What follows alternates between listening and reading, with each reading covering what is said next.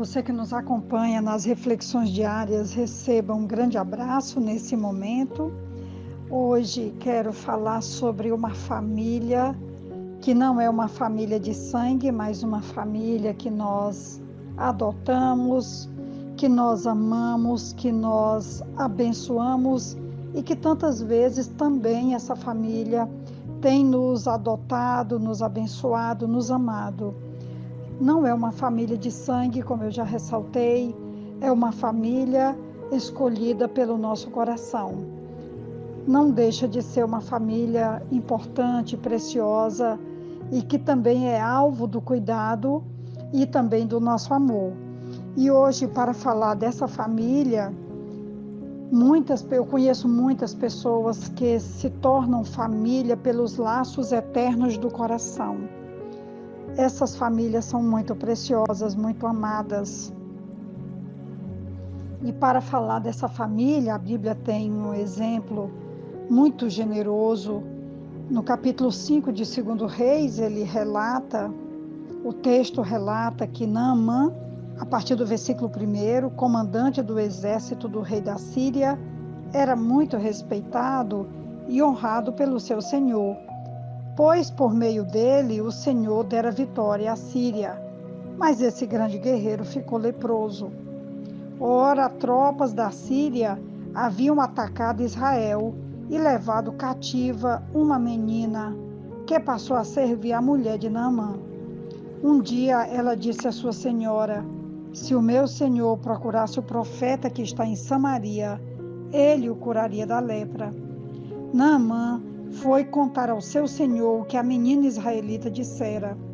O rei da Síria respondeu: vá, eu lhe darei uma carta que você entregará ao rei de Israel. Versículo 14 desse capítulo diz assim: ele desceu ao Jordão, mergulhou 7 vezes conforme a ordem do homem de Deus e foi purificado. Sua pele tornou-se como a de uma criança. Temos aqui o relato marcante de um alto oficial da Síria, do exército, e esse homem entra para as narrativas bíblicas como um homem que teve a sua enfermidade curada pela orientação do profeta Eliseu, mas antes do profeta Eliseu fazer parte da vida desse grande comandante do exército do rei da Síria, como eles haviam invadido Israel e haviam levado muitas pessoas cativas, levaram uma menina que servia na casa de Naamã como escrava. O texto não diz o nome dela, não diz a idade, mas diz que era uma menina, versículo 2, e que ela era uma cativa, uma escrava. E ali naquela casa, como escrava, tendo seus direitos políticos confiscados, neutralizados, nós sabemos que escravo não tem vontade própria, não tem endereço, não tem identidade. Ele é uma propriedade do seu senhor, mas essa menina se compadece do seu senhor, vamos dizer assim, do seu patrão. E ao vê-lo leproso, isolado, né, apesar de que ele era um homem que tinha vitórias, ele tinha a sua história de sucesso, mas havia sido atingido por uma doença que naquela época não tinha cura. E a cura tinha que vir mesmo pela fé, uma cura divina. Não havia tratamento, não havia remédio para a lepra. E essa menina se compadece. Eu sempre me emociono com as ações, com as palavras, com o interesse dessa escrava em abençoar a vida do seu senhor.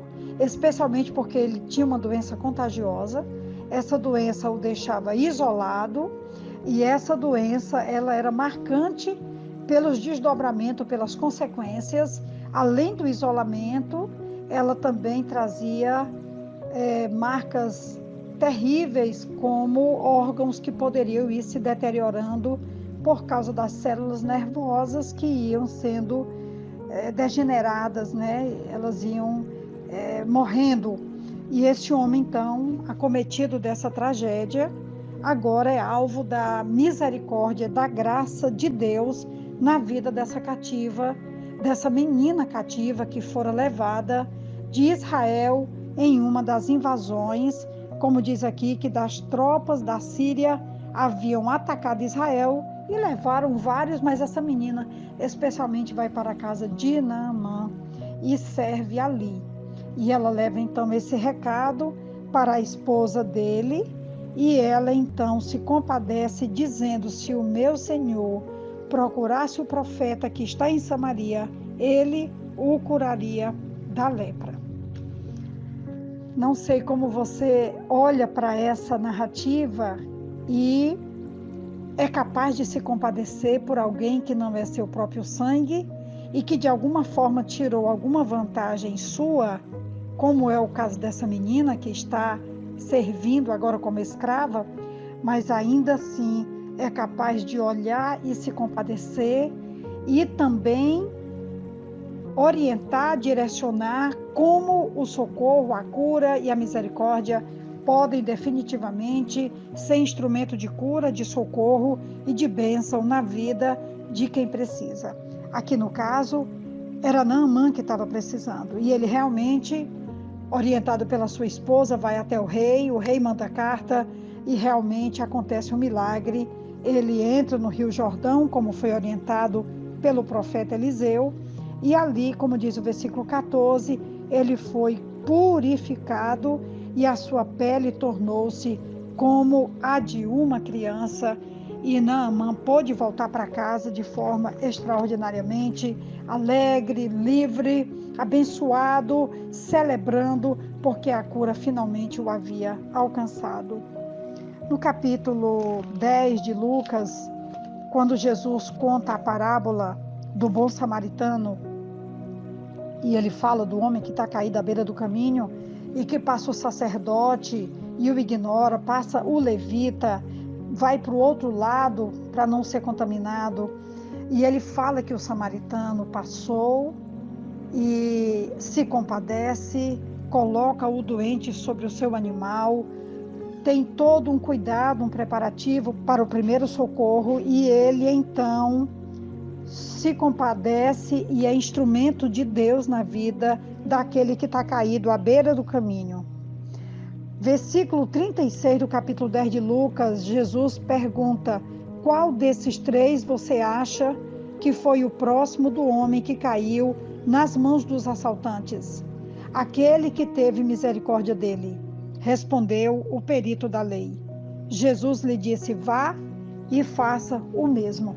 É um imperativo, é uma ordem que Jesus está dando agora ao perito da lei, de que a misericórdia deve direcionar as nossas ações, o nosso olhar e também a nossa capacidade de olhar para o sofrimento dos que estão em nossa volta. Vá e faça o mesmo. Vamos e façamos o mesmo. É a ordem de Jesus para nós. Essa menina nos encanta, nos desafia e nos mostra como podemos ser o próximo de tantas pessoas que estão caídas à beira do caminho e especialmente daqueles que se tornarão família do nosso coração. Que Deus nos abençoe e que nossas ações nos levem a entender, a agirmos e abençoarmos e, consequentemente, também sermos abençoados por aqueles que se tornarão também nossa família e que nós também nos tornaremos família com eles, onde Deus, então, nos permitir. Que Deus nos ajude e nos abençoe e que a história dessa menina seja inspirativa e que nos abençoe sempre. Aqui quem vos fala é a pastora Betinha, da Igreja Batista Esperança. E eu te envio, então, um grande abraço e uma ótima reflexão. Amém.